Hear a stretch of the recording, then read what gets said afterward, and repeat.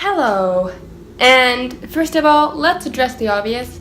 I know I'm going to get backlash because of this video, but I feel that it is very necessary to talk about this type of thing, and before you write your mean comments, please hear me out. When it comes to disability and doctors, there's this very gray area where either one, you do everything the doctor says, and that ends up being the kind of life that you live, and you might live a long time, but you're stifled in how you do things because with the disability of cerebral palsy, okay, I'm just dealing with cerebral palsy, you're exercising like 6 times a day, and you're doing everything to keep your muscles strong, but neglecting all the other parts of your life.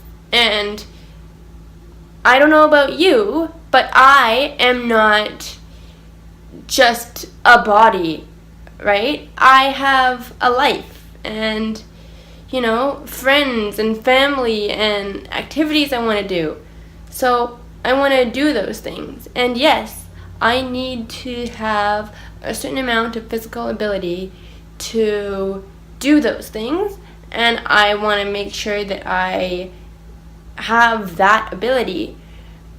But there comes a point where I say to myself, do I want to be doing exercises 6 times a day and literally having no life? Like a doctor kind of told me that one time. He said, if you do all the exercises that we tell you to do, and you do them the exact same way that we want you to do them, you wouldn't be able to have a life. You wouldn't be able to have a job, because you would be, in my case, stretching for 4 or 5 hours a day. Is that a life that I want to lead? No. So I have chosen to, instead of stretching 4 or 5 times a day, I will now find an activity that I like to do. When I find that activity, I will tell you what it is. But I'm very much more of a, I like to do an activity rather than actually go out and exercise at a gym. So I would rather go hiking or go skiing or something rather than go and do a bunch of cardio. That is just me. But I think you have to figure that out for yourself and figure out the kind of life that you want to lead and how the medicine sort of falls into that. And I think a lot of doctors nowadays are starting to sort of understand that more from understand the patient perspective, at least a little bit. I think it's something that people are thinking it's a huge taboo. Like you don't go against what the doctors say, because the doctors are the lifesavers. They're going to make sure that you have a fulfilling life, and they will. But then you have to think about what you want to do with that life, and you have to have time and ability to do life and kind of take yourself away from the medical and the treatments and the this and that. And in my case, stretching only helps for the 15 minutes after I'm stretching, and then I'm back to square one for another, 2 hours until I stretch again. But I'm sorry, if I have a job, I can't necessarily be doing half an hour of stretching every 2 hours. Like, that just kind of impinges on my work ability and my employability. So to be a productive member of society, I kind of have to consciously, unless I don't want to have a job, and if you don't want to have a job, that is fine, but for me, a job is necessary, so I need to have a job. So I kind of go against what the doctors say in that realm to instead have a job. Now, to balance that off, I have a job, and on the weekends I try and be more active, which also means that where I am right now, that when I go to a job, it's usually a job that is sitting down, or a job where I bring my chair, so that I can have energy in the evenings to hang out with my family, or to do whatever activity that I'm doing, to have a life, because my job is not my life. And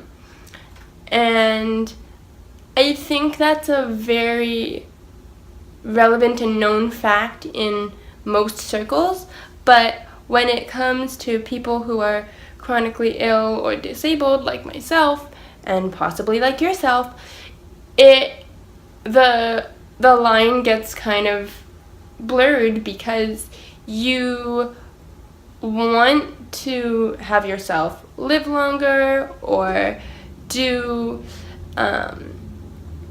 be able to do things, and so to be able to do those things, you have to follow like doctors' protocols and stuff. And I'm not saying like stop taking your medicines unless those medicines take you hours and hours to do. I'm just saying find the balance for yourself, and know that sometimes the doctors aren't always right. There have been a few times in my life where they have said, you know, you are not going to walk or talk or have any kind of productive life. And here I am, I live on my own. I walk half the time, I use a chair half the time. I definitely talk, you know, I have a fulfilling life with friends and family and, you know, you guys. So, dang, prove them wrong. There have been times where they say, okay, well, we're gonna do this surgery and, you know, this is the outcome, but it might not stay that way. And for a very long time, I was able to keep the same range of motion and flexibility that I had after my SDR. So it really depends on the person, and depends on what you want, and it depends on where you are in life. I think that's a whole other key, is that me right now at 27, I am, oh no, I'm not 27 yet, I'm still 26 for a couple more weeks. I am more into figuring out my life and creating a life for myself, something that I want to be living, than maybe when I was, say, 16 or 6, and I needed to get through school and really figure out how I was going to do adult life so that I could do adult life. Whereas now that I'm an adult, I need to figure out how I am going to live the next 10 years of my life, get my job and my house and my, you know, relationships in order, so that I can, you know, live to middle age. And then from there, once I have a strong basis there, I will go on from there. But it's all where you are in life, how much time you have, what you want to do with that portion of your life. Like in childhood, I truly believe that every child should have a childhood where they are able to do as much as they can do. And so if that means that prior to childhood or during childhood you are doing a bunch of physical therapy and occupational therapy, all of that type of thing to ensure that your life, not only your childhood, is going to be fulfilling, then you do that. Because those formative years are what shape you as a person.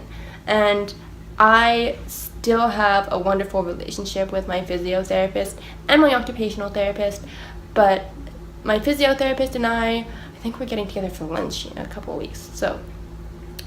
But we're like this because she's like my second mom. I spent way too much time there as a kid.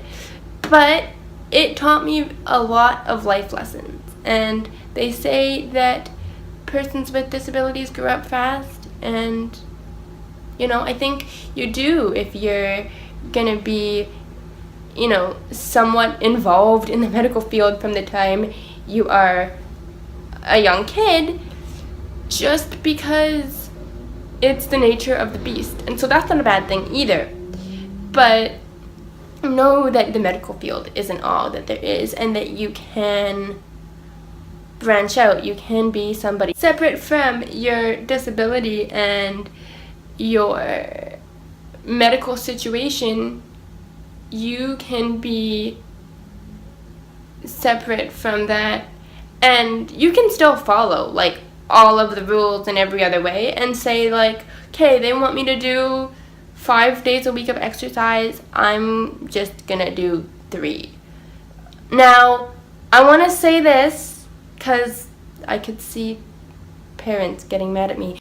If your parents tell you to do your exercise, you do what your parents tell you to do, because they may seem like mean and like they are trying to ruin your life, but believe me, there are many more times in life where they will actually want to ruin your life. Just do the exercise now, because you will reap the benefits in the future. That said, if you are an adult like me and you're sort of struggling with, do I do this? Do I not? Do I let my disability get worse? I think you weigh the pros and cons, you talk to your support system, and you figure it out day by day if you have to, year by year. And definitely, like, don't leave doctors out of this completely. But, for instance, my GP knows that I do not like to take a bunch of medications if I don't have to. And so she will give me the more natural options first. It can be as easy as that. So I have rambled on for way too long. I hope this kind of gave you something to think about. If you would like to hear more of my thoughts about this, just leave it in the comments. Maybe I can do a second video or something, or do like a whole series of videos on this possibly. But as of right now, I am gonna go. So if you like this video, like it. If you'd like to share your thoughts, comment, and if you know somebody that this video would help, please feel free to share it. Otherwise, guys, I will speak to you when I next speak to you, most likely tomorrow. Keep pushing, and I will see you in the comments.